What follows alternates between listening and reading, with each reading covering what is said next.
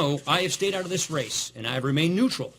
As chairman of the Republican Convention, my job is to ensure that there is integrity in the process, that the rules are followed by the rule book.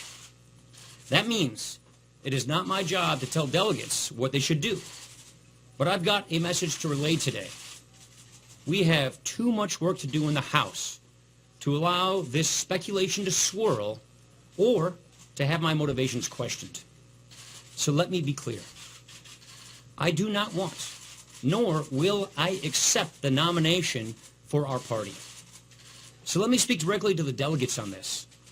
If no candidate has a majority on the first ballot, I believe that you should only choose from a person who has actually participated in the primary. Count me out. I simply believe that if you want to be the nominee for our party, to be the president, you should actually run for it. I chose not to do this. Therefore, I should not be considered, period, end of story. I just think it would be wrong to go any other way. So let me say again, I am not going to be our party's nominee.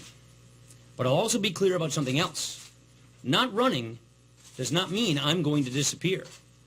When I accepted this speakership, I did so on the condition that I would do things differently than they had been done in the past.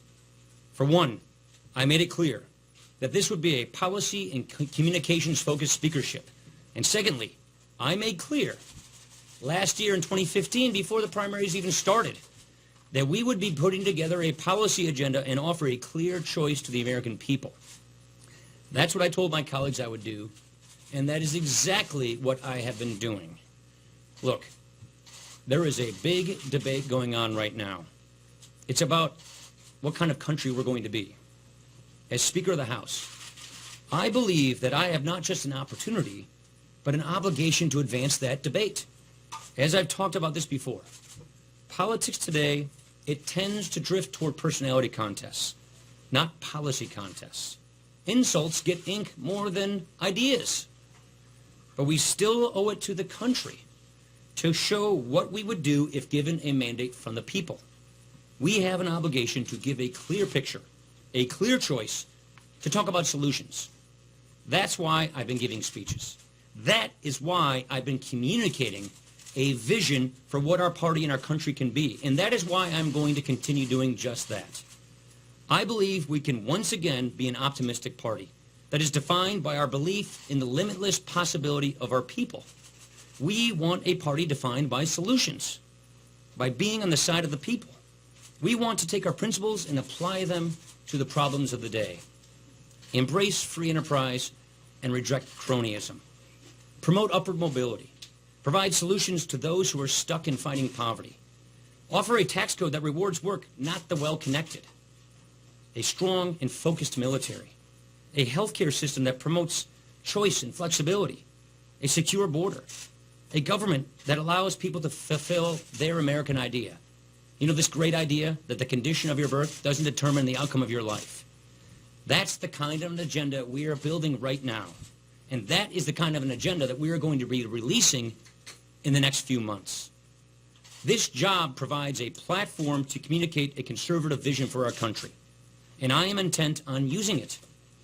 And I am intent on using this platform not for me, but for my House colleagues and for those who believe that conservatism holds the keys to a confident America. This is a critical role that has to be played, and I am in a position to play that role, to prepare for the fall campaign with our eventual nominee that gives a clear and compelling choice to our fellow citizens so that we can earn the mandate we need to get things right, to fix our problems, and to get our country back on track. Thank you. Ryan, a lot of people said, hey, this is exactly what he said about becoming speaker, and then he ended up taking the job. What do you say to people that are continuing to skeptical? You're just going to back into this? Apples and oranges. Luke, those are apples and oranges. Being Speaker of the House is a far cry from being President of the United States, specifically because I was already in the House. I'm already a congressman. So I was asked by my colleagues to take a responsibility within Congress that I've already been serving in from the one that I had. That is entirely different than getting the nomination for President of the United States by your party without even running for the job. So completely non sequitur comparison in my book. Speaker Ryan, there's a two-part question here. So what happens if this goes to a second ballot since you're in charge? And what happens? Who prevents them, you as the chair of the convention, from, if somebody from the floor, and you're adhering to the rule book, puts your name, or I will not allow my name. I am opposed to my name being put in place. And I would, look, the Rules Committee, let me ask you your second question. The Rules Committee, which is assembled by the delegates, will decide what the rules are.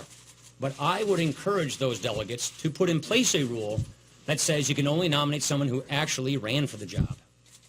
So does that mean that you think that only the 3 candidates who remain? I'll leave it up to the delegates at the Rules Committee to decide that. I just think, honestly, I really believe if you want to be president, you should run for president. And when we select a nominee, we should be selecting among people who actually ran for the job. I'll leave it at that. Thank you very much. Appreciate it.